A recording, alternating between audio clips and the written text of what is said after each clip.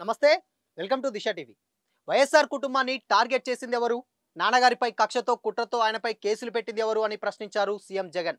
ఆ కుట్రలు చేసిన పార్టీలో చేరిన వాళ్ళు వైఎస్ఆర్ వారసులా అంటూ మండిపడ్డారు. తనను ఎదుర్కోలేక ఒకరి మీదకు ఇంతమంది ఏకమవుతున్నారన్నారు. వైఎస్ఆర్పై కుట్రలు చేసిన వాళ్ళు ఇస్తున్న స్క్రిప్ట్లు చదువుతున్న వాళ్ళు వైఎస్ఆర్ వారసులా అన్నారు. వైఎస్ వివేకానందను చంపింది ఎవరో అందరికీ తెలుసన్నారు. పసుపు చీర కట్టుకొని వాళ్ళు కుట్రలో భాగమైన వీళ్ళ వైఎస్ఆర్ వారసులన్నారు.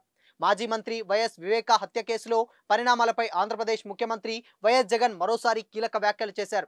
గురువారం ఉదయం నామినేషన్ కోసం పులివెందుల వెళ్లిన సీఎం జగన్ అంతకుముందు సిఎస్ఐ గ్రౌండ్లో జరిగిన బహిరంగ సభలో మాట్లాడారు.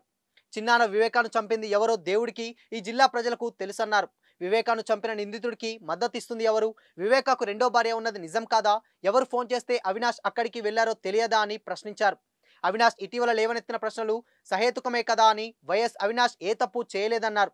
ఆయన ఎలాంటి తప్పు చేయలేదని బలంగా నమ్మాని కాబట్టే టికెట్ ఇచ్చానన్నారు. అవినాష్ రెడ్డి జీవితం నాశనం చేయాలని చూస్తున్నారన్నారు. పసుపు మూకలతో చెల్లెమ్మలు కుట్రలో భాగమయ్యారన్నారు.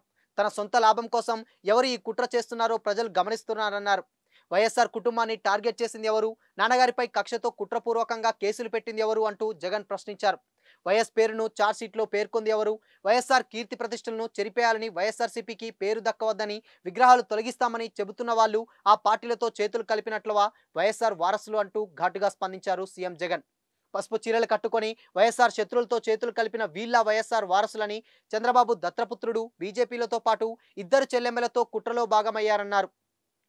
వైఎస్ఆర్ జగన్లపై లేనిపోని ముద్రలు వేసి దెబ్బతీయడానికి చంద్రబాబు దత్తపుత్రుడు వదినమ్మ ప్రయత్నిస్తున్నారని మండిపడ్డారు. ఆ కుట్రలో భాగంగా ఈ మధ్య వైఎస్ఆర్ వారసులమని కొందరు ముందుకొస్తున్నారని, ఆ మహానేతకు ఎవరు వారసులో చెప్పాల్సింది ప్రజలన్నారు.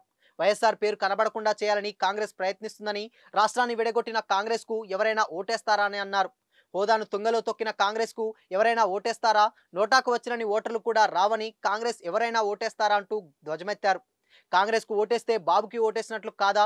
మన ఓట్లు చీలిస్తే చంద్రబాబుకు, బీజేపీకి లాభమా కాదా అన్నారు. కరువు ప్రాంతంగా ఉన్న పులివెందులకు కృష్ణా జలాలు వస్తున్నాయని, తన తండ్రి ఆ మహానేత దివంగత నేత వైఎస్ఆర్ వల్లే ఈ అభివృద్ధి పరుగులు పెడుతుందన్నారు జగన్.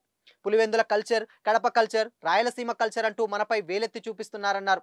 మంచి మనసు బెదిరింపులకు లొంగకపోవడం ఇక్కడి కల్చర్. టీడీపీ మాఫియా 4 దశాబ్దాల దుర్మార్గాన్ని ఎదిరించింది పులివెందుల బిడ్డే అన్నారు. పులివెందుల తన ప్రాణమని, పులివెందుల అంటే అభివృద్ధి, నమ్మకం, ఒక సక్సెస్ స్టోరీ అన్నారు జగన్. ఈ అభివృద్ధి కారణం వైఎస్ఆర్, ఆయన బాటలో మరో 2 అడుగులు ముందుకు వేసింది ఈ ప్రభుత్వం అన్నారు జగన్.